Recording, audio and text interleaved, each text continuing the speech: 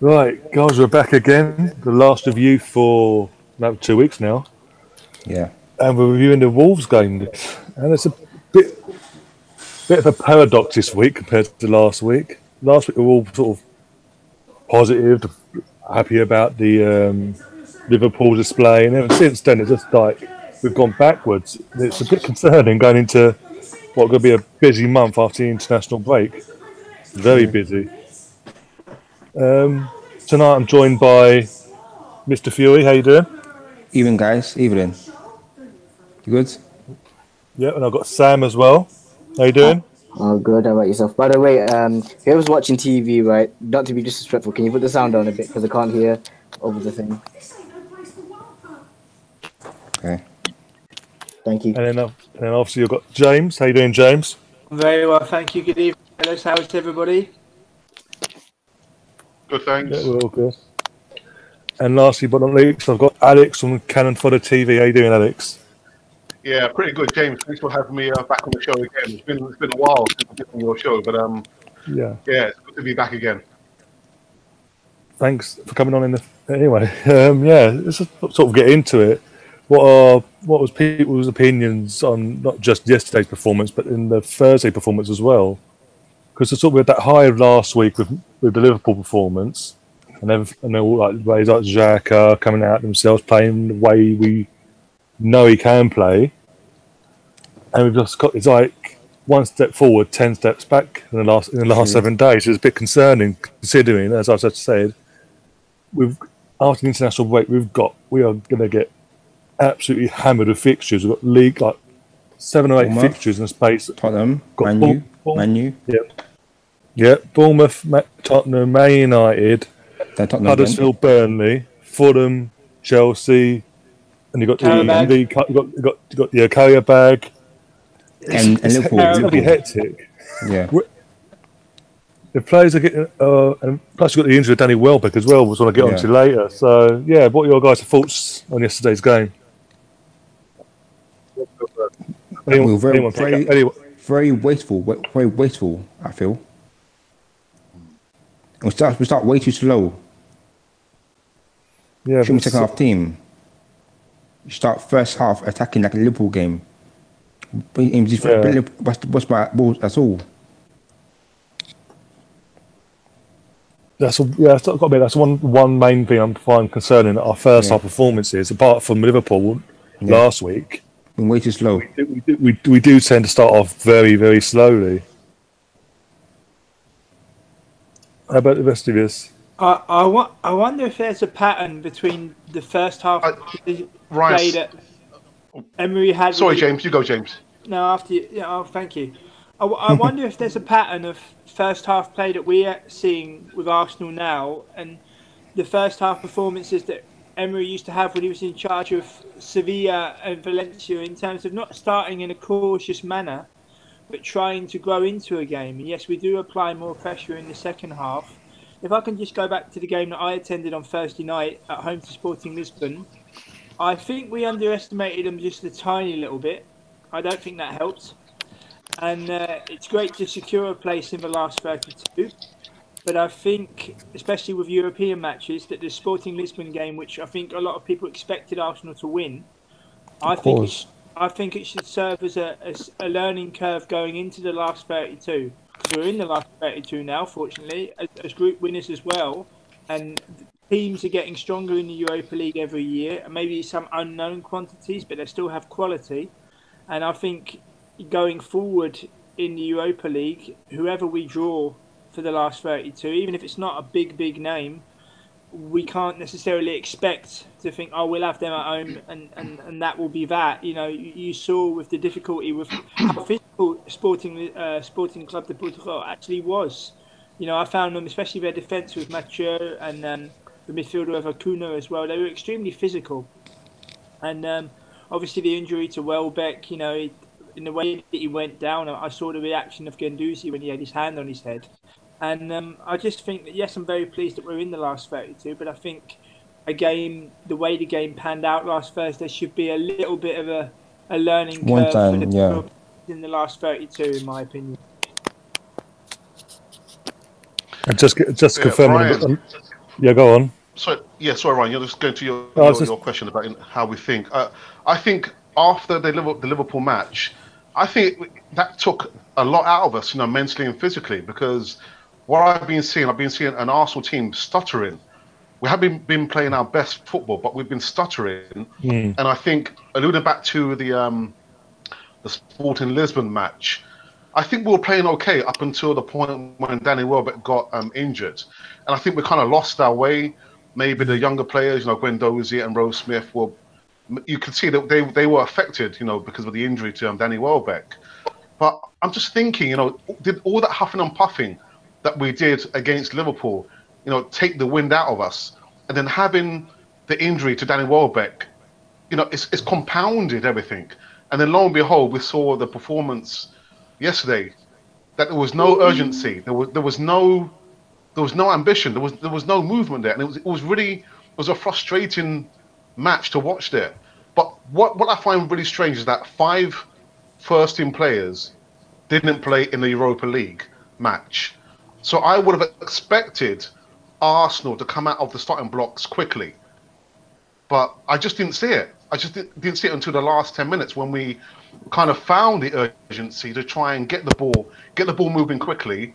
And then what happens when we scored a goal? But it's an Arsenal team that has been stuttering not only over the last 2 matches, but maybe 3 or 4 matches.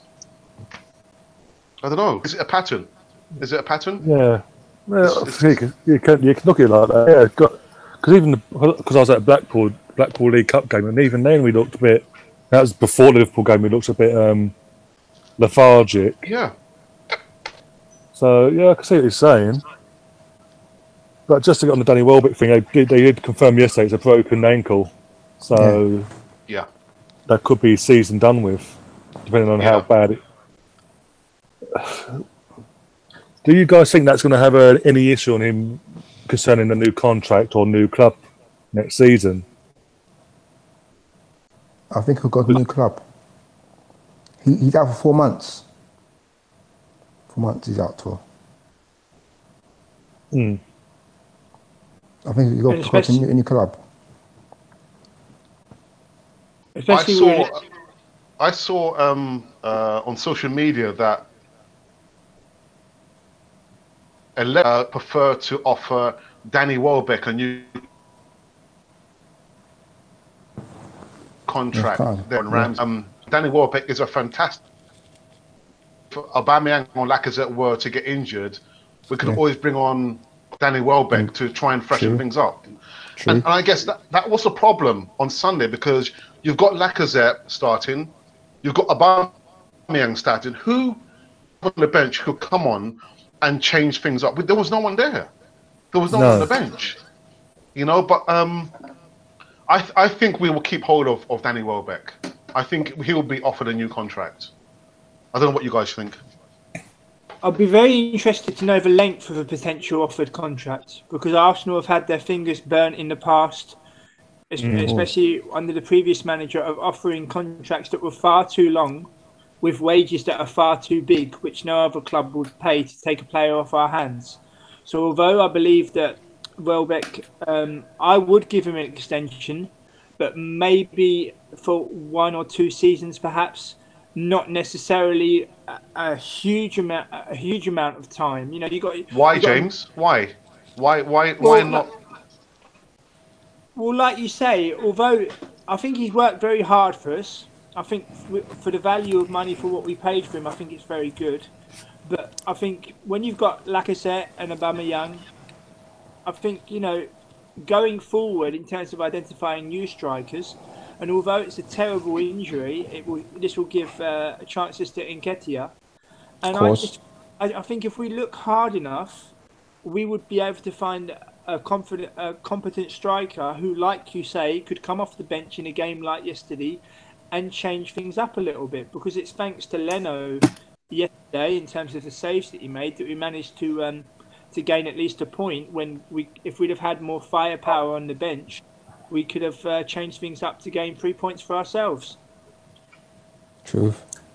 Yeah, I was going to get onto that as well, but that sort of sums up our performance yesterday. He, from an Arsenal perspective, was the man of the match for us.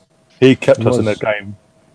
Like you, with all due respect to Petr Cech, certain opportunities that fell Wolves' way would have gone in. And it's all fair play. It's all fair dues to Leno that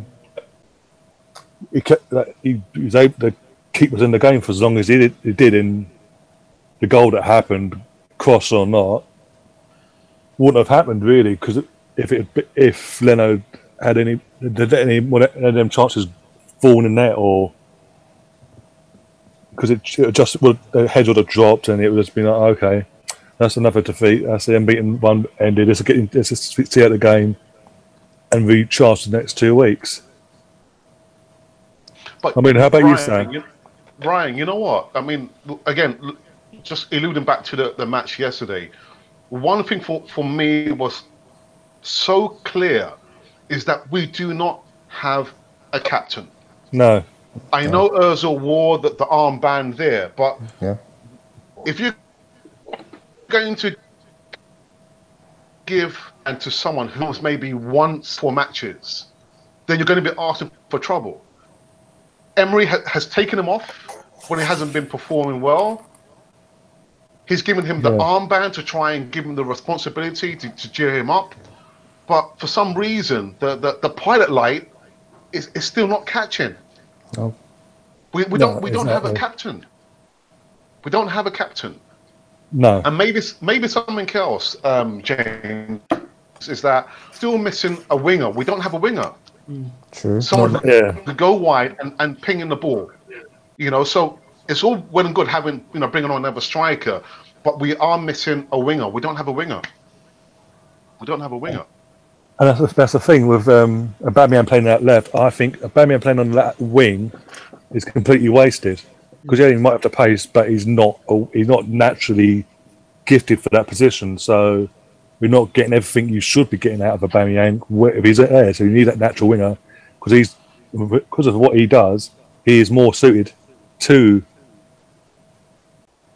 being a striker. He's got to find a way. Go and get a winger, and then figure out a formation where if he wants to play Lacazette and Aubameyang in the same game, play them both up front. But True. But then I suppose we'll go for Leon Bailey as well. I think, and also on the captaincy side of it, I think that looking back, that's why he named at the beginning of the season 5 players he wants to lead the squad. And one of them's our now backup goalkeeper, and the other one, our main captain, he's coming back from injury. There's no guarantee he's going to be starting anyway when he comes back.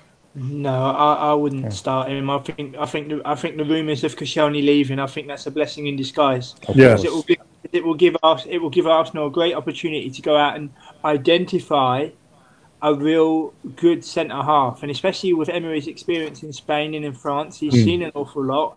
And it could even be a defender that not many people know about, or playing in France or in Spain.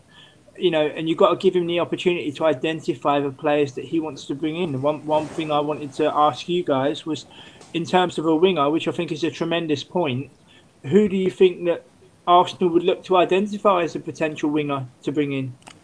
Leon Bailey. From Leverkusen? Yeah. Yeah. I did a feature on Mrfury and Gelson Martin. These were the 2 players that I highlighted really that Martins, Arsenal should go after. Yeah. So. Be interesting to see who I identify. I know that they've been looking at the South American market, and I think that's really, really interesting, because it's long overdue. And if you think of one of the last time that Arsenal delved into that market, they brought Gilberto for, I think, £4.5 million, and look at what a massive success that was. So there are other opportunities in other continents, and I'm very interested to see who Arsenal look to sign in that respect if they're delving into the South American market. James, can I ask you a question, James? Yeah. Yeah. So, do you think we're missing 2 players, 2 key players, two players to come into the current squad, or do you think we'll probably need a lot more than 2 players to come in and freshen up the squad? I agree with you on a winger, and I think that a centre back has been known for quite some course. time. Yeah. For me, it's about who do you identify, because you hear a lot on social media about people linking different players with different clubs, and it's sometimes it can be a little bit misconstrued. To give you an example, I recently interviewed the goalkeeper of RB Leipzig, Peter Gulaski, who's the Hungarian goalkeeper. Yeah. And obviously, he was extremely complimentary about his current club, Leipzig, and the manager that he has. And then having received my interview with him, a couple of hours later, he's linked with Arsenal. And I read what has been sent to me, which will remain confidential until it's published. But just to give you an example of when you speak to a professional and you know exactly what's been said, but yet in social media people like to crank it up and link one with the other, for example, when they have to realise that they're dealing with players that maybe are very comfortable at their clubs, that are very happy with family life, maybe off the pitch, which is also important. So for me going forward, I'm really intrigued as to who Unai Emery is going to identify, because you've got to give him the opportunity to identify the players that he wants.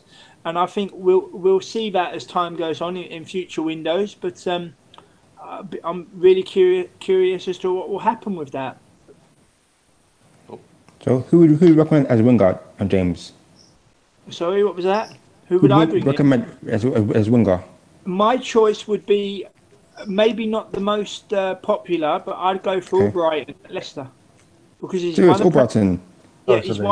won a Premier League, can provide natural width, and every time I've seen him cross the ball, it's always been pinpoint, especially when passing the ball across the 6-yard box at pace, whether on the floor or in the air. And you've got to remember as well, he's a Premier League winner. I think he's been tarnished by the fact that obviously relegated with Aston Villa is not the greatest mark on a CV, but to be a Premier League winner, and he wasn't just involved in that squad, he was a key player. He was a key player. I think people, although Mahrez is exceptional, people are far too quick to look at the likes of Mahrez and Vardy, and I personally think he's somewhat of a forgotten man. So if I had my choice, I would look to bring him in. So what about Zaha? What about Zaha? Crystal Palace? Zaha, yeah. Zaha would be good. Would you put your money there, Ryan? Would you buy Zaha? No. I don't know. And Zaha's fan too. My concern with Zaha is that even though he was younger, he went to United and it didn't work out for him. And he's then gone back with his tail between his legs back to Paris. And my concern is if we did that, if we went in and got him, it would be like days after you, but for Arsenal, we're back all over again.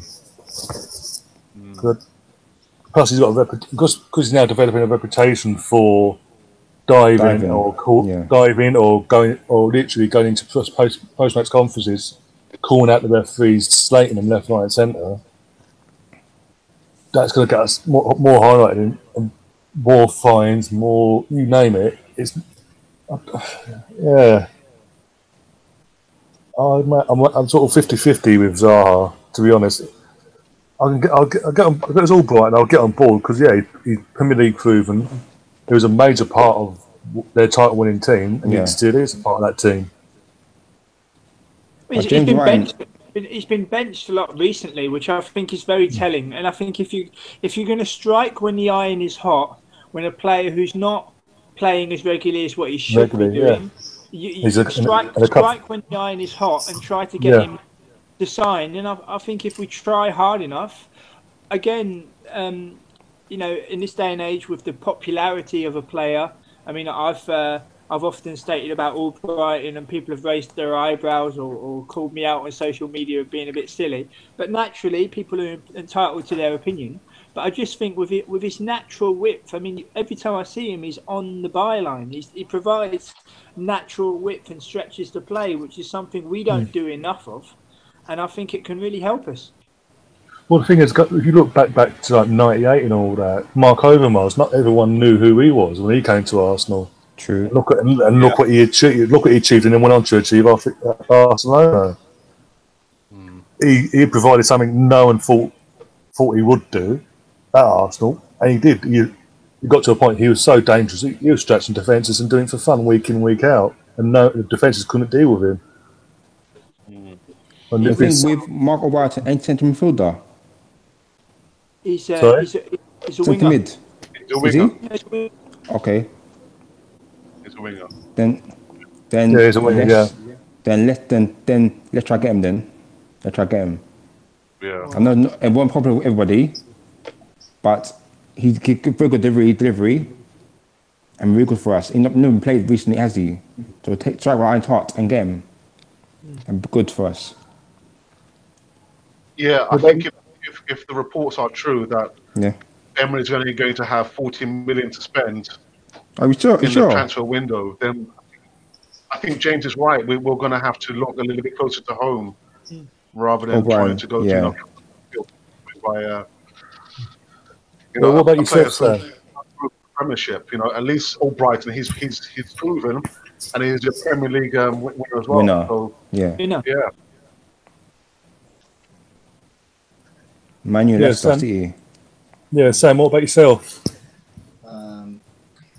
For me, well, like James mentioned, the South American market. We're looking at Miguel Almiron from that Atlanta United.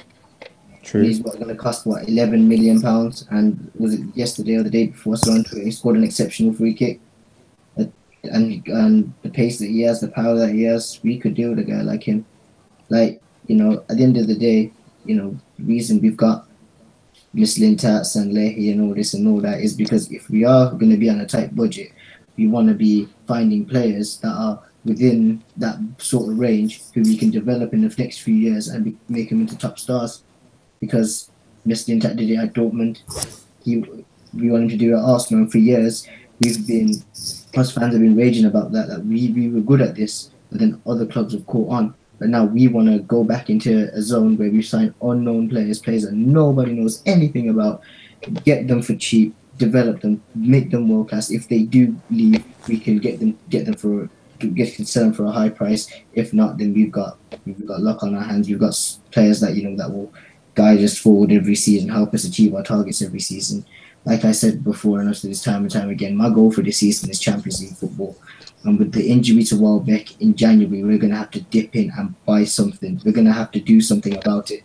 If it means that Welbeck doesn't get a new contract, whether he gets a new contract, that doesn't matter. But at the end of the day, he might be out for so long that we need to buy a replacement. We need someone else off the bench. We need it now. We've got no plan B now when it comes to strikers coming off the bench. We've got no plan B, and we now need to dip in and do something about it. The thing is, Amra's attacking midfielder, no winger. Almiron is a winger. Attacking midfielder, isn't it? No, Almiron is a winger. And if anything, if we wanted to splash the big bucks, why don't we splash our Nicolas Pepe from Lille? Everyone keeps going on about him on Twitter. Everyone goes on about him time and time again, saying, 50 million euros. Arsenal, let's slash that for 50 million euros on him. Let's get him in. Why don't we do that? He's proven, he scores, he's winning penalties, something that we need players to do. Winning penalties in the box was the last minute, scoring goals. We need an out-and-out winger. And we do. Pretty much it. Yeah. Another name. Go on, James. Sorry. Another name that I would throw in, Dovan from Marseille. I know he had a very difficult time at Newcastle. But if you look at what he's done since his return to Marseille, he was instrumental in them reaching the Europa League final last year. He was absolutely instrumental in terms of his crossing and pace, and he's physically very strong as well. And I don't think that he would cost an awful lot of money. And I think he's also I think I'm right in thinking he's only 25. So his best years are still ahead of him. So if I was to pick my choices, I would go for one of Albrighton or Dovan. Don't forget about Pavon from Boca Juniors as well. About Pavon. We're heavily linked to him during the World Cup. We're heavily linked with him, and if we do land Pavon for for a good price, I'm telling you something now. We are going to do bits this season. If we can get him in and if he can play in the Europa League, I tell you something, he'll be very instrumental for how far we go in the Europa League, for how well we do in the Premier League this season. So yeah. So in all, we're lacking maybe 4 players. We're Yeah. lacking 4 players. Yeah, Roughly, a yeah. central defender, maybe another striker, a winger. Left back. On the left back. Because he's not getting any younger. Kolasinac seems to be very inconsistent for the last 10 months. So yeah, I've got a question in the chat from Emma. She's asking who's the next captain then, if you had to choose. Leno. Oh, Socrates. James? When he's fit this season and when he can play, Monreal. Mm-hmm. But going forward, because obviously Monreal's best, he's not getting any younger. But the left back options that we have, there's one solution that is staring us slap bang in the face, and Arsenal, and that's Ben Chilwell from Leicester, and he played excellent. He played excellent against Arsenal in that game, and he's still very, very young, and he's obviously Signed a new contract till 2024. Yeah, but then we've got Arsenal put in a bid. I think it was the summer before last, and it was marked it down as derisory. You know, if we'd have gone in with a decent bid, then we could. I mean, if you think of the history we have of England left backs with Ashley Cole and Kenny Sanderson, I think if we was to go in with a decent bid for Chilwell, I think that could be that sewn up for years on end. Yeah. Yeah. How about yourself? I'll probably go for Monreal. I know, literally, he's coming towards the end of his career. But if you want anyone to be a lead by example, he was my player of the season last season. Joe Monreal. He's Mr. Reliable. Yeah, Mr. Reliable, consistent. Yeah. Most improved as well over the last few years. Yeah. So yeah, because again, I was saying in the chat about Kolasinac how disappointed he was yesterday. It's like last week against Liverpool, his comeback, everyone was raving about him and his performance, and then he's like, yesterday he was shying away from challenges. He was letting the winger run past and it's just getting absolutely ruined. And it sort of, no matter what Emi was trying to do on the touchline or his distance, he just wouldn't do. He wouldn't get any better. Yeah, but then there's. It's like we showed Wolves. No respect to him as this man. No respect to both teams. If he's not fit, if he's still not 100% fit, you don't believe he's not capable. Put him on the bench or drop him until you believe he is capable. We have to makeshift until he is, or Monreal comes back. And this is the problem. Why we've got that problem at left back, because he came in at Arsenal, obviously player of the season in the Bundesliga in his last year there, and we're all thinking sort of player he was and how he was rated and how he started at Arsenal. How this is someone we've needed for so long, someone big, aggressive, that ain't available to tackle in, that can defend. And he started off well, and then literally came back from an injury in December into January, and it's like he's been so inconsistent ever since. True. I must say, before he arrived, he was playing for Schalke, and Schalke played Ajax here in the Europa League, and Ajax knocked them out over 2 legs. And yes, he was very good in an attacking sense, but he was never really lauded for his defensive ability.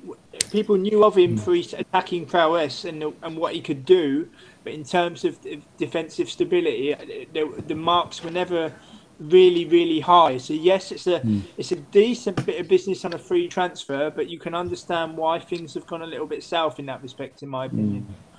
I called him the footballing Brock Lesnar at one point, but now I called him the footballing version of Brock Lesnar at one point.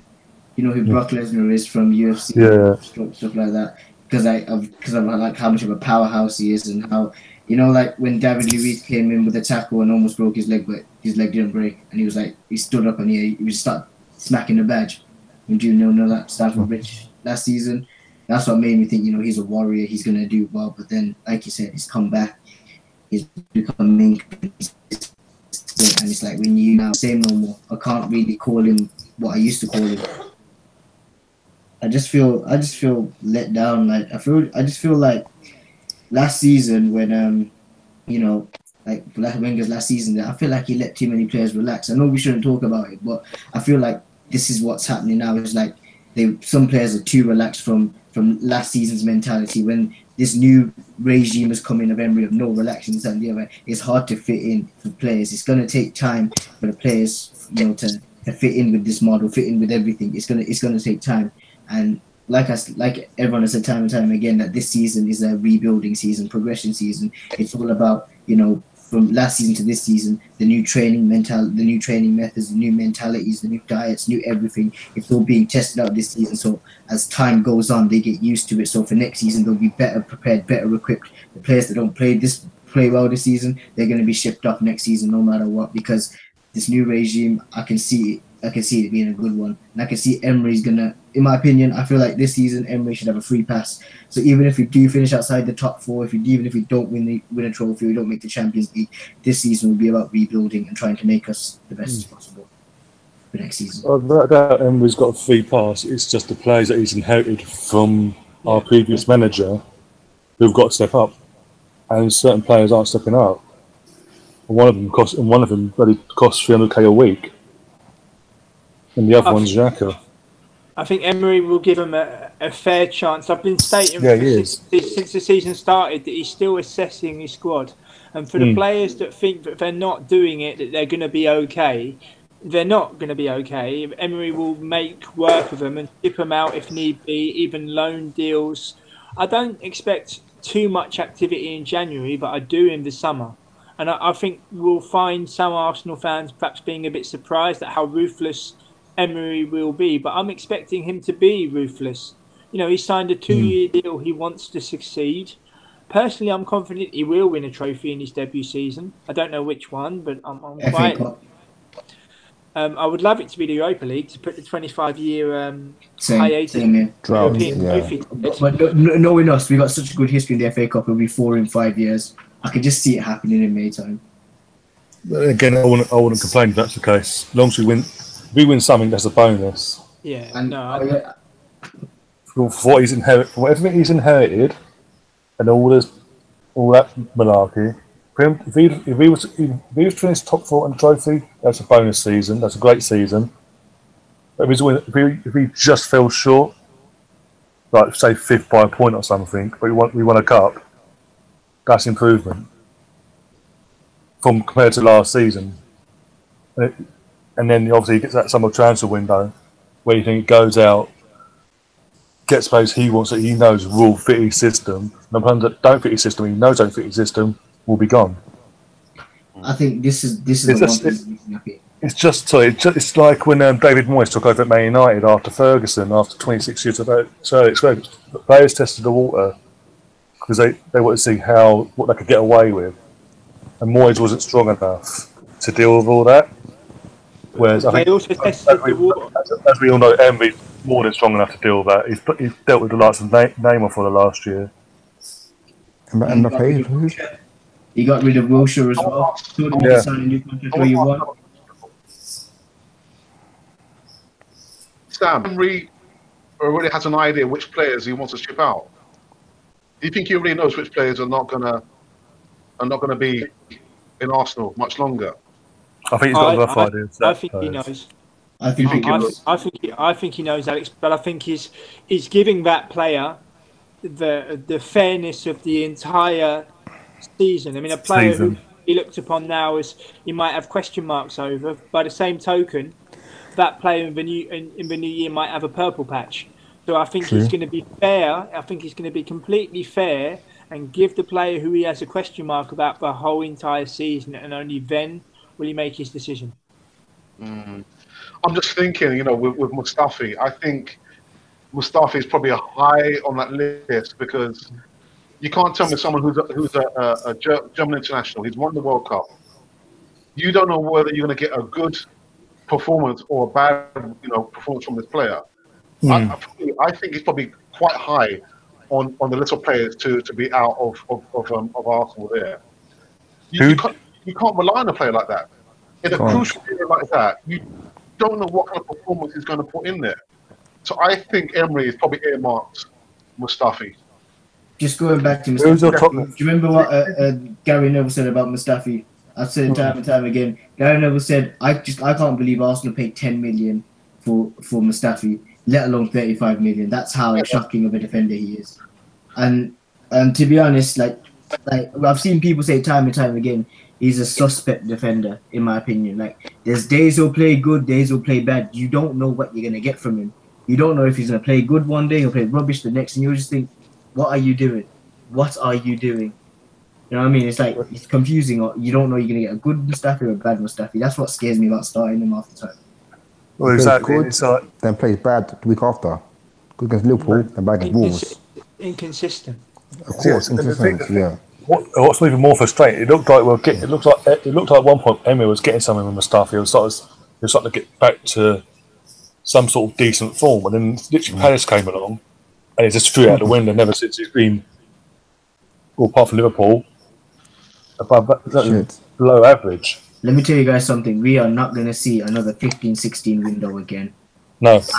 I hope, and I will tell you this: we are never going to experience a transfer window where a manager does not sign any players whatsoever, does not make any effort whatsoever, and just feels like, oh, nobody is available. That's the one reason why I'm happy Wenger is gone. I'm happy Wenger is gone and being replaced by someone that will sign players year in, year out. He's not going to be like, oh, you did good last season, you can carry this on next season. No, it don't work like that. If you are not good enough for one season, and even if you improve just a bit, you're gone. It doesn't matter what. It's all about being ruthless now. Like going back to the Jack Wilshere thing. Jack Wilshere, you can sign a new contract or you want at Arsenal, but you ain't going to get enough playing time. Got rid of him like that. And just like the Aaron Ramsey situation, look at Aaron Ramsey, for example. He might be, a legend in some people's eyes for scoring 2 cup winners that, one ended the drought and another one that saved our season. But you got to remember at the end of the day that if you're not pulling your weight, it doesn't matter how valuable you are, you're going to be gone. You are going to be gone. Look at Conte, what he did with Costa. Look at Antonio Conte and Diego Costa, for example. Costa was scoring goals, but his attitude wasn't good enough. Conte got rid of him. Fair enough, it wasn't a good decision in the end, but at the end of the day, he was ruthless about it and got rid of him. So, yeah. But Sam, the problem is that we don't have a manager. Emery is a coach. Yeah. So I'm just wondering how much of a say does Unai Emery going to have when it comes to buying players and selling players? I mean, it will be like this. It will be like this. Just like how we found Torreira, it will be like this. I want a centre. I want a winger. I want a centre back. I want this. I want that. Okay, he'll pass it on what he wants. Mislintat goes and scouts. We find a good player for a good price. Mislintat approves of him. We get him. It's as simple as that. I mean, fair enough that, like you said, we don't have a manager no more. We have a coach. This is a new system. This is a system that top clubs always work at. Your Barcelonas, your Real Madrids, all of that, Dortmunds, etc., etc. They always have this system where it's not the manager that looks for players. It's people inside the club that go scouts players. Before, it used to be Wenger doing all this scouting, but then Gazidis had this stat DNA where he found Mustafi, where he found Xhaka. Right, and this stat DNA rubbish was the reason why we spent a lot of money on players like Xhaka and Mustafi. And they, in my opinion, I hate to say this, even though they've produced good games here again, time and time again, they have been appalling, in my opinion. Been absolutely appalling. Some games. Also, well, unbeaten in 16. We're unbeaten. Yeah. I'm not talking about this. I'm not talking about this season. When I'm talking about, I'm talking about like last season, past few games of last season. Fair enough, we're unbeaten so far. I'm happy that we're unbeaten so far. But in games like yesterday and stuff like that, they have made mistakes that could cost us, valuable things. Yesterday. I mean, on Saturday, if you saw, I saw the highlights, right? And Rob Holding was the only man back. And if it weren't for Leno, we would have lost that game 3-1. A 3-4-1, yeah. It would have been an embarrassment. And this, of course, now nowadays. Was Mustafi running back? No. This is the thing. This is what I'm trying to say time and time again. We can be happy with the unbeaten run so far, but if a player's performance is poor, we won't be happy about it. It's a simple. It's me. It's me in my opinion. Sometimes I know it's hard to agree. It's easy to disagree, but at the end of the day, we can win all we want. But sometimes some players, if they're not pulling their weight, example with Özil, don't pull their weight. You're not going to be happy about it at the end of the day, because at the end of the day, it's a team game for 90 minutes. It's a team game. There is no I in team, right? We all got to make our mark. We all got to work together. We all got to work together to achieve one goal. Either it's winning a match or doing something for the manager at the end of the season. So one way or another, that's just me. Yeah, just getting on there. No, that's you're in touch. But I would only say quickly, because I need to go very soon, is that I've always said that even if we play terrible, we can't string two parts together to lose the match. And we have had the resilience not to lose the match when we're playing absolutely terrible. So Emery will point that fact there. Emery knows which players, again, I don't want to go labour that point again, but Emery knows which players, not one player, but maybe 3 players that he's already highlighted that he needs to get rid of. We can't afford to have a luxury player. So I don't know whether Emery is going to stick by Özil much longer, because for me, we sacked. Went out with Özil. On that amount of money, he needs to be performing a lot more than not. And he's got the armband.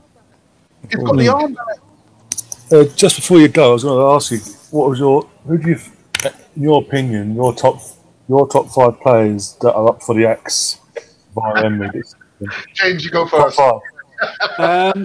I would say Mustafi. Yep. Yeah. Xhaka, yep. Yeah. I have a question mark regarding Ozil, but I still stand by my fact that Emery is giving him the entire season to assess all his players. And yeah, I don't know about 5, because it's coming. It's completely new. Emery had ideas of working with certain players and improving them. And when you're doing it physically every day, all the little things that come out of the woodwork and things like that. So I would name 3 in this instance. But I think Alex makes some great points in particular about that he will be aware of what needs to be done. We mustn't forget that we're 16 games unbeaten. If I can go back to Sam's point about how clubs work, if you are different in the way you go about your business, it can also be a blessing in disguise. If I can give you an example, you look at the manager of Dortmund. The manager of Dortmund was somewhat unknown and looked upon as someone who's not very good. Now, they are absolutely flying, Dortmund. They are absolutely flying. They've got a manager in charge who is so detailed in the training sessions in terms of coaching players what foot they have to use when defending a set piece or when defending out from the back, coaching his players by telling them, no, you use your left foot when doing that. And the player himself is thinking, what does that matter? But the player is realising that in a collective sense, it's best for him and also for the team to defend a set piece or to defend pressure that's being put on them. And although all the bigger clubs have their way, to be different is certainly not a bad thing, in my opinion. True. Yeah. Ryan, just going back to your question, because I do need to log off. My players who I think Emery will get rid of. Mustafi. I've got against Xhaka, because I know he likes that combination in midfield with Xhaka and Torreira. They have been very, very productive there. Ramsey, we know he's going to be going. Check. And the big one at the end, Özil. We can't afford to carry any players. He's a luxury player. He's an old type number 10 player. Listen, I've got to go. I was quickly going to ask you, what was your thoughts on the I'm not going to name the radio station, but their thoughts on the Aubameyang's Player of the Month award? And like we said before we came on air, Ryan, I just think it's just a way of trying to get more viewers, trying to be controversial. Of course. Yeah, trying to get people coming in. Yeah, they are entitled to their opinion, like we are. The only difference is they get to criticise and say whatever they want to say. But It's disappointing. It's just a way of getting more viewers. More views, yeah. Publicity. This is the thing. It's a publicity stunt at the end of the day. It is. That's all it is. So you know what? Let's not rise to it. Yeah, True. fully agree. Fully agree. Yeah. I'm also going to sign off now because we're an hour ahead, of course, here. Guys, it's been a fantastic pod. Really enjoyed it. Absolutely. And I shall catch up with you both with you all soon. Yeah, see you in a couple of I've weeks. got to log off now as well. Yeah. I've got an assignment to do as well. So I got to log off now as well. Thank you guys. You guys are fantastic. Yeah. Thank you. The Arsenal. Bye-bye. Up the Bye. Arsenal. Bye, guys.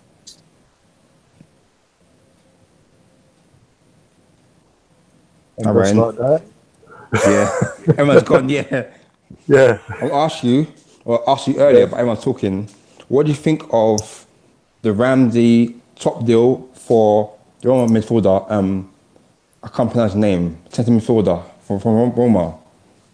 I'm trying to check his name out. Let me find his name. It's on tip of the tongue, can't get it out. But It's Mrfury. SCHICK. oh no, yeah. Yeah. What do you think of that deal? If it's an option, I'll take it. To be honest, because So die.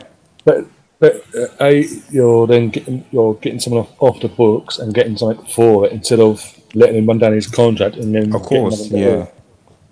And it's I can't pronounce. I'm not going to pronounce the same butcher it, but basically he could come in and actually give us something different to what Ramsey could give us. Something brand new, yeah. Because at the moment, I've been really being polite, frustrated with Ramsey. Yeah. This is knowing it. This is it. Even before the contract got taken off him, he knew this could be his last season. He has to play for he has to perform to get a new contract. And I think, and he said when Emery joined and said, "I want to build a team around Ramsey and Aubameyang," he thought, "Oh, that's okay. I'm safe. I don't have to do much." Nothing, yeah. And it's backfired on him, and to the point where Emery's come in and said, "No, he's not getting that contract." And pulled it out from under his feet, and has now come out and literally about 2 weeks later, then pulled into one side before a game, and said with his assistant, basically, this is why we're not giving you a new contract, and you're not getting another contract offer at all. So you might as well start looking elsewhere. Of course. And at the same time, and again, even though you should be putting yourself in the shop window then, knowing that. He's not doing that. He's like, that goal celebration now, looking back against Fulham, Looks looks a bit like he's basically, well, telling us all. look at you're missing out on, guys. If you don't sign, you're going to miss out on. I'm off. Putting aside his injury a few years back, when he broke his leg. Stoke, yeah. Yeah, putting that aside, and when he came back in that 15, what was it, I'm trying to think now, the 13-14 season, that first half of the season he was unplayable, player of the season arguably. He got that little injury, came back, and he was hit and miss. And it came to the cup final, and obviously we all know what happened there. Of course, yeah. But and then it never came, and then ever since then every season he's come back for Arsenal, he's gone backwards to what he was before. And it's never improved. It's always, like you said, Nate, and it again frustrated me. 2016 European Championships for Wales, he was arguably their best player. Yeah. Arguably their best player, better than Bale. Did more for them. It proved it in the one game he didn't play. They absolutely got torn apart by. Of course. And it came back to Arsenal. We were all thinking, okay, he's a bit of a high, and he'll come back. And he never did. And it's just like. And then he's got the audacity to ask for like 200, 250k a week, and he's new crazy. Crazy, isn't he? If the previous manager was still here, then probably would have happened. Probably would have happened because look at the Özil situation, but Özil as well. The Özil thing I can understand to a degree, and especially now going into next season with our kit makers because of his marketing. Because now assuming he's not sold on in the summer. For whatever reason, he's branded himself M10. He's main sponsorship with Adidas and Arsenal and the London connection that Adidas wanted in the first place. It's a big money thing. Of course. So I'll talk to you about Ramsey quickly. Yeah. I think the way he's playing, the best team he can get to is probably West Ham right now. Yeah, The way he's playing. Yeah, I would have said West Ham or Everton, to be honest. Like, Yeah, Everton, the way he's playing at the moment. Of course, yeah. And even then, I think the bet, if we got Everton, that'd be looking jumping for joy, to be honest, because that's the better of the two. Of course, definitely. Because literally I've got family, I've got West Ham supporters, and Yeah. West Ham itself is even now they've been linked today with Samir Nasri, former Arsenal player. Yeah, true. Apparently he's having a medical and all that. Yeah. So I think he's got Everton then. Yeah, so it's sort of a reputation of like bringing in has-beens or people on the verge of retirement, just retirement home FC. And yeah, of course, yeah. And to be honest, for a club that wants to get into European football, that's not the way to go. Even the West Ham fans aren't happy about that. But hey, you can deal with Nasri, the arrogant knobhead. And also Wilshire's injured too. Yeah.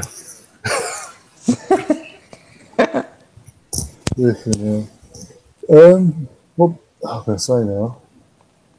What's your opinions on the score prediction going forward for the Bournemouth game after international break? Bournemouth. The only problem is, I think we underestimated Sport Lisbon and Wolves. That's what we got egg on our face. If we fix up, I mean, hopeful, and we change our ways. I mean, we should beat Bournemouth easily. Well, it's not so easy, but should beat Bournemouth. Because it's at Bournemouth. I don't think it'll be easy. I think it'll be a tough game. It'll be like 2-1, and then literally a couple of minutes we'll get a third or something. Yeah. As long as you win and don't go. Long as you win and don't go to the North London derby the week later, needing to then definitely win that pressure. Of course. Yeah. We'll be okay. Because remember Bournemouth that beat us the year before. Yeah, and they drew against us the year before that. Of course, yeah. So I wouldn't underestimate them, but we need to beat Bournemouth, then beat Tottenham, and get a talk against Man United too. So we're under pressure. Under pressure. I think out of the three you've mentioned, the easiest one will be, as it stands, if he's still there, is Man United. Yes, definitely. Tottenham will be. I believe we'll win the Tottenham game, both League and Cup game. Yeah. But it'll be a lot closer than. I think it'll be either like 2-0 or 1-0. Yeah. In the long as you win, I don't fucking give a shit. But I think we'll get 4 points out of Man United and Tottenham, 4 points. Probably get a draw against Man United, beat Tottenham, and beat Bournemouth. So 7 points in total. Yeah, I think if we can get 7 out of 9 points in the next 3 games, get ourselves back on track and putting pressure back on like Tottenham and Chelsea, because even Chelsea now starting to shake. 0-0 yesterday against Everton at home. And they apparently dominated. They didn't watch the game, but apparently they dominated Everton. But it just proves my point with Chelsea that they're not ready. They're nowhere near. And eventually, the thing is, the 3 teams that are unbeaten at the moment will lose this season. Of course. But it's just a matter of if and when. Because John Pickford played superbly yesterday. Pickford played superbly yesterday. Yeah. So I think Chelsea probably the first to lose out of the 3. Then probably Liverpool, then City. I reckon, in my opinion. I think the top 2 will be Liverpool and City. Don't know what order yet. Yeah. And third will be Arsenal. Chelsea 4th. Yeah. Spurs 5th. 5th, yeah. United 6th. United 6th or 7th, depending on what happens with Mourinho. Because I don't see him seeing out the season. If he does see out the season, they won't finish in top 6. Definitely, yeah. I agree Because with you. they're not consistent enough. They've been getting them, and also with United, even though United fans are piping up at the moment, up till yesterday, they were piping up. Even when they beat Juventus, oh, we're back. Mourinho's back. We're gonna pump up the league now. It's lucky he wins. It's not exactly convincing performances against these teams. 2-0 down against Newcastle with 20 minutes to go. Bournemouth, Yeah, we almost lost against. Yeah. Juventus beat them at Old Trafford and almost beat them the other night. And then, obviously, last night, Man City gave them a lesson in football. Feel I'm pumping. And so now, what my fans are not eating humble pie. But you still got certain United fans thinking they're going to finish higher than us. No way. I'm looking at their tweets and whatever. Like, are you watching what we're watching? Because it's just because this season's always a freebie for Emery because what he inherited. He needed to blood out and do what Pep did. When Pep came in, I keep saying this time and time again, when Pep came in, he did the exact same thing. He needed to work out from the Pellegrini era who fitted his system. That first season was a blip. That was his testing season, and then obviously last season and now this season, we're seeing the fruits of what he's doing. Yeah, of course. And basically straight away, the guy after one season completely took out the goalkeeper and back four, and completely replaced it. Oh, he's got the funding to do it, but still. And then to do that, then go into the following season and walk a league so easily and flamboyantly, and almost do our unbeaten season by 2 games in the end. But I'm happy they didn't break it. Say again? I'm so happy they didn't break our record, So happy they didn't break it at all. Yeah, exactly. Let's see what there's in there. I've got someone in the chat saying he's not convinced we'll get top 4, going by the recent performances. But you can't, because I'm trying to compare Man United transition season with Moyes and now us. Yeah. Man United, that's straight from the off of the train wreck, straight from day one sort of thing. There was no fear factor, there's no consistency in their performances. They didn't go in there and beat the sort of run that we're going on. We lost the first 2 games, fair enough, against City and Chelsea respectively. Chelsea was unlucky on, but since then, every game we haven't lost yet. And even yesterday, games that we should have beat.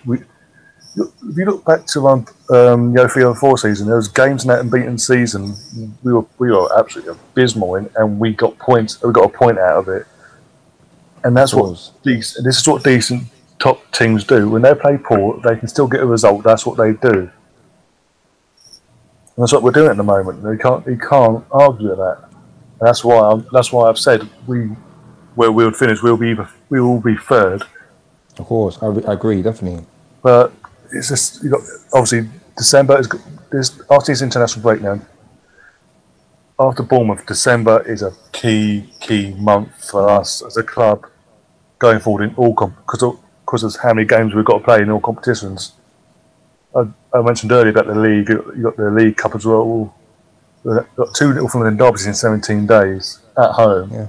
You've got the last 2 remaining home games as well of the. We've got 1 more Europa League game at home and 1 away. No, I think we've got 2 Europa Leagues. Well, 2, No, we played 4 Europa League games. We've got 2 more left. 2. One, I told you. We've got Carrierberg at home and then Voiska away. Yeah, Voiska. 2. Yeah, and then we've got 10 or more games in a month. Yeah. And they're going literally straight up the 20. I think the last game in December will be the 28th. Then New Year's Day. And with Liverpool. Yeah, and then away. And then literally New Year's Day at home against Fulham. And then you've got few days later, you've got the FA Cup third round. Then you're going to have Chelsea, and it's just going to be like a snowball effect for for the next 2 months, basically, after the international break. Or we can't afford to have any injuries, and this is why that January transfer window has got to be targeted for certain. Even if they're squad players, Got bring Fulham, them in. West Ham, Chelsea, then Cardiff. Yeah, but you got to include FA Cup as well, True, and possibly, depending on the quarter-final result, a two-legged semi-final to contend with as well, in amongst all that. That's true. So a lot of hard work up come riding up for us. I think we are top, yeah, but not won the group yet. Because James said we qualified, we're not qualified yet. We've qualified, but we're not won the group yet. No, because Sports team got 10 points as well. Yeah, when they win the game, win against Karabag, and win the group.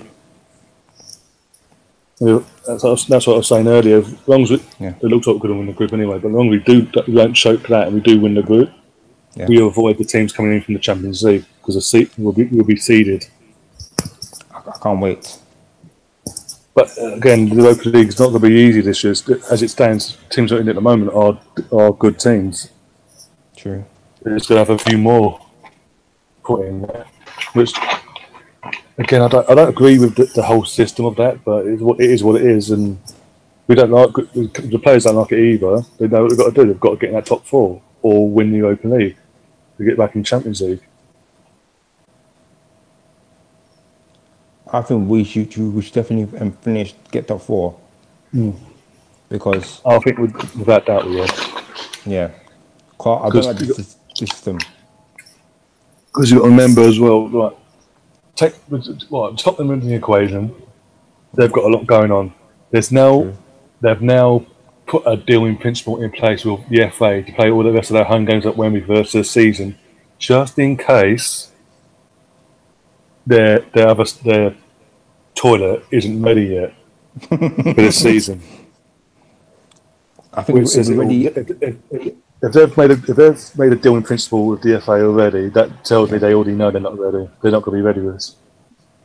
It won't be, definitely. So you've got all that contending with. They've got no, because they're in so much debt. They've got no budget to go out and spend. You've got a manager who's now kicking his toys at his plan, who I believe is pretty gutted considering now the Real Madrid job is now gone to for the rest of the season at least anyway. So what's the guy that's there now that's come in as an interim is interim for the rest of the season. Yeah, I think from Argentina, isn't he? Yeah. Yeah. But basically, I think he wants that Real Madrid job because he wants to go back to La Liga and prove himself. Because this is the thing with Poch. He came from La Liga to Southampton with not the best of reputations. He's done what he's done over in England. I think he wants to go back, and what better place to go back and prove yourself back at Real Madrid. And where he's going to have a budget where he can spend and win and compete with Champions Leagues and all that. Something he's now criticising his board for. It's no coincidence. Since the previous Real Madrid manager got sacked, and that between then and now, that Poch has come out and said what he said about Tottenham and the ambition of the club and what his ambition is completely different. He was trying to push the buttons and try and get himself free pass to go to Real Madrid, sort of. If you know what I mean? Yeah. Well, if you're not happy, go elsewhere. Then he would have done, but obviously that's not going to happen now. So you've got all that to contend with. So it could be that, and you've got the unrest. Then because you have fatigue in players. Harry Kane is already not match fit, so we say. No. And then if you're not going in January and getting the replacements to bolster your squad at least, that's going to have a roll-on effect going into the second half of the season, no matter whether you're sitting in Champions League or the Europa League. Because obviously then you've got the FA Cup to contend with when that starts up in January as well. So there's no winter break this year, I don't believe. It's next season that comes in. It starts up from next season. It's winter break. Yeah, next season. Yeah. So he's got Harry Kane's this. That's what I'm saying. Harry Kane's not even got this season at any point to have a rest. He's literally got to play the whole way through and hope he gets the best in the summer. So has Poch signed a new contract yet with Scum? Say again? Has Poch signed a new contract yet with Scum? Poch? I don't know. But yeah. And obviously we all know what's happening. The reason why I don't believe United get nowhere near us. Chelsea, I've said, look, if they lose Hazard, who else have they got to score goals or create goals? They are fucked.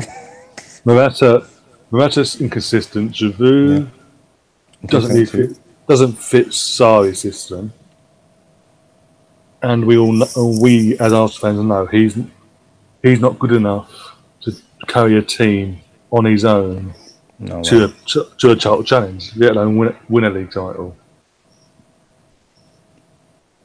So yeah, if you lose Hazard and no one else is stepping up, like performing out of their skin sort of saying the only reason and again with Hazard as well, the only reason he's doing it because he wants to go to Madrid.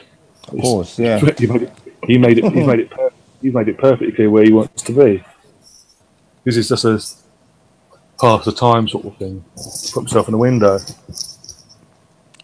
Because Willian,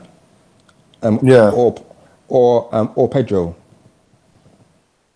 But even I'll rate Willian and Pedro to an extent, but even they haven't exceeded expectations in performance levels this season. Whereas Hazard's literally like he's carrying the team. He is. But hey, let's wait and see what happens over the next 5 months now. 4 or 5 months. True. I think we're going to sign off now. Thanks for coming on anyway. No problem, brother. No problem. And I'll chat to you later. A very good show. Yeah, and I'll try and get back on soon. I'll chat to you later about all that. No problem. Cool, brother. Yeah, no worries. Bye. What's that? What's that? Sorry. Sign off?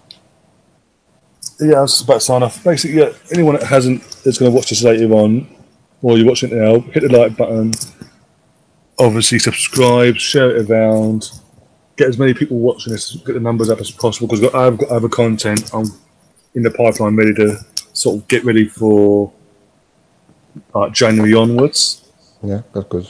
And basically, yeah, the more people that are subscribed by then, the better. And also hit the notification bell so after the international break, you won't have to have me put links out. You can literally it comes up on your phone or iPad and you can watch it live. Of course, yeah. So thanks again, and until then, come on, you guys.